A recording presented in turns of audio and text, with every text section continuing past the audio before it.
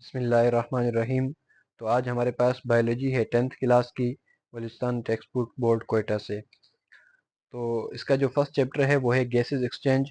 तो इसके इंट्रोडक्शन के बारे में हम लोग पढ़ेंगे और जो है ब्रीथिंग के बारे में, गैसेस एक्सचेंज और सेलुलर रेस्पिरेशन के बारे में हम लोग इसको यहाँ तक पढ़ेंगे इंशाल्लाह। बाकी जो है ये कल हम लोग इसको पढ़ने की कोशिश करेंगे। तो हमारे पास जो नोटबुक है तो इसके अंदर हमारे पास है तो गैसेस एक्सचेंज। तो यहाँ पे क्या कहता है इंट्रोडक्शन के अंदर, चैप्टर नंबर 10 है, क्लास 10th का है और बायोलॉजी है। गैसेस एक्सचेंज चैप्टर का नाम है। तो इंट्रोडक्शन है, we we know that how cell produce adenosine triphosphate ATP currency of energy from organic food and photosynthesis. हम लोग जानते हैं कि सेल जो है एटीपी को कैसे पैदा करता है, यानी एडिनोसिन ट्राइफॉस्फेट को कैसे पैदा करता है, जो कि एनर्जी की करेंसी है। एटीपी एनर्जी की जो है करेंसी है, इन ऑर्गेनिक फूड और फोटोसिंथेसिस के जरिए पैदा करता है।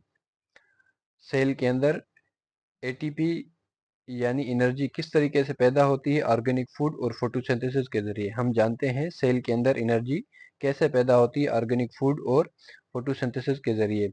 All organisms need energy to perform various daily activities and growth. तमाम ऑर्गेनिज्म को एनर्जी की ज़रूरत होती है अपने मुख्तलिफ काम को परफॉर्म करने के लिए, अदा करने के लिए और ग्रोथ करने के लिए। In this chapter we study the mechanisms of gases exchange in plants and animals। इस चैप्टर के अंदर हम लोग पढ़ेंगे गैसेस एक्सचेंज के बारे में, प्लांट्स के अंदर किस तरीके से होता है और एनिमल्स के अंदर किस तरीके से होता है। इस चैप्टर के अंदर हम लोग प्लांट्स और एनिमल्स के गैसेस एक्सचेंज के मैकेनिज्म के बारे में, यानी अमल के बारे में, हम लोग प्रोसेस के बारे में इस चैप्टर में पढ़ेंगे। तो also some respiratory disorder of human, इंसानों के जो रिस्पिरेटरी डिसऑर्डर होती हैं उनके बारे में भी हम लोग पढ़ेंगे इस चैप्टर में। सबसे पहले है ब्रीथिंग। कहता है breathing is intake of air in and out of lungs. जो ब्रीथिंग है ये हवा को अंदर ले जाना और बाहर, लंग्स के अंदर ले जाना और बाहर ले जाने के अमल को हम लोग ब्रीथिंग कहते हैं। Breathing is a intaking of air in and out of lungs. Breathing lungs के अंदर हवा को ले जाना और लंग्स से बाहर ले जाने का जो अमल है उसको हम लोग ब्रीथिंग कहते हैं। गैसेस एक्सचेंज है, gases exchange is intake of oxygen and removal of carbon dioxide eight lungs. जो गैसेस एक्सचेंज है इसके अंदर क्या होता है कि हम लोग ऑक्सीजन को लंग्स के अंदर ले जाते हैं और कार्बन डाइऑक्साइड को लंग्स से बाहर ले जाते हैं। यानी सांस लेते हैं तो उस वक्त ऑक्सीजन को अंदर ले जाते हैं और फिर जब हम लोग सांस बाहर निकालते हैं तो उस वक्त कार्बन डाइऑक्साइड को रिमूव करते हैं। इस अमल को हम लोग गैसेस एक्सचेंज कहते हैं। हवा को लंग्स के अंदर ले जाना और फिर लंग्स से बाहर ले जाना वो हमारे पास ब्रीथिंग कहलाता है। हवा का लंग्स के अंदर जाना और बाहर निकलना वो ब्रीथिंग कहलाता है। ऑक्सीजन का लंग्स के अंदर जाना और कार्बन डाइऑक्साइड का बाहर निकलना वो गैसेस एक्सचेंज कहलाता है। Oxygen moves into the blood and carbon dioxide move out of the blood. तो गैसेस एक्सचेंज के अंदर ऑक्सीजन ब्लड के अंदर चला जाता है और फिर कार्बन डाइऑक्साइड ब्लड से बाहर निकल जाता है। सेलुलर रिस्पिरेशन है, cellular respiration is a process that produce energy from organic food.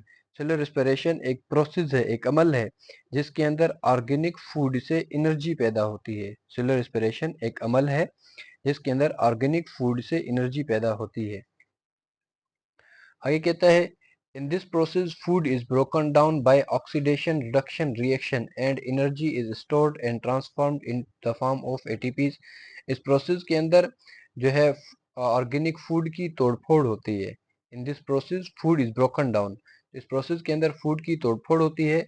Oxidation reduction reaction, जिसको रिडॉक्स रिएक्शन भी कहते हैं, तो ऑक्सीडेशन रिडक्शन रिएक्शन के जरिए और एनर्जी स्टोर भी होती है और उसको ट्रांसफॉर्म किया जाता है एटीपीज के अंदर। तो oxygen is used and carbon dioxide is produced which taken outside of body through a gases exchange. तो इस प्रोसेस के दौरान ऑक्सीजन इस्तेमाल होता है और कार्बन डाइऑक्साइड पैदा होता है, फिर इसको गैसेस एक्सचेंज के जरिए बॉडी से बाहर निकाला जाता है। रेस्पिरेशन के दौरान ऑक्सीजन इस्तेमाल होता है या ऑक्सीडेशन रिडक्शन रिएक्शन के अंदर ऑक्सीजन इस्तेमाल होता है और कार्बन डाइऑक्साइड पैदा होता है, फिर गैसेस एक्सचेंज के जरिए इसको बॉडी से बाहर निकाल दिया जाता है। In respiration, the diffusion of gases from an area of high concentration to an area of lower concentration. Respiration के अंदर जो गैसेस होती हैं वो डिफ्यूजन का प्रोसेस होता है, यानी हाई कंसंट्रेशन से लो कंसंट्रेशन की तरफ और लो कंसंट्रेशन से हाई कंसंट्रेशन की तरफ। यानी जिस वक्त हमारी बॉडी के अंदर ऑक्सीजन की कमी होगी, बाहर ऑक्सीजन ज़्यादा होगा, तो वो ऑक्सीजन खुद ब खुद हमारी बॉडी के अंदर चला आएगा।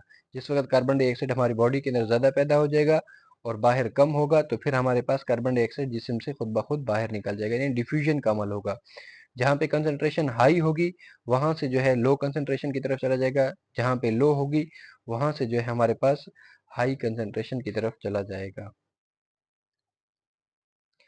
The autotrophs like plants respiration occur during the photosynthesis। जो ऑटोट्रॉफ्स होते हैं यानी कि जैसे कि प्लांट्स हैं, वो जो रिस्पिरेशन का अमल होता है वो फोटोसिंथेसिस के जरिए करते हैं। Process of respiration similar between plants and animals. जो रिस्पिरेशन का अमल है वो सेम होता है प्लांट्स के अंदर और एनिमल्स के अंदर। Animals need more energy for active life. Animals को बहुत ज़्यादा एनर्जी की ज़रूरत होती है अपनी जो है एक्टिव लाइफ को गुजारने के लिए। So they have more efficient way of gases exchange. तो इनके पास जो है बहुत ही इफिशिएंट तरीका होता है गैसेस को एक्सचेंज करने का, यानी मुकम्मल रिस्पिरेटरी सिस्टम मौजूद होता है। उसके बारे में हम लोग पढ़ेंगे, मुकम्मल ऑर्गन्स के बारे में पढ़ेंगे, कौन कौन से ऑर्गन्स के अंदर मौजूद होते हैं। मुकम्मल सिस्टम के बारे में हम लोग इसी चैप्टर के अंदर पढ़ेंगे। थैंक यू, अल्लाह हाफिज़।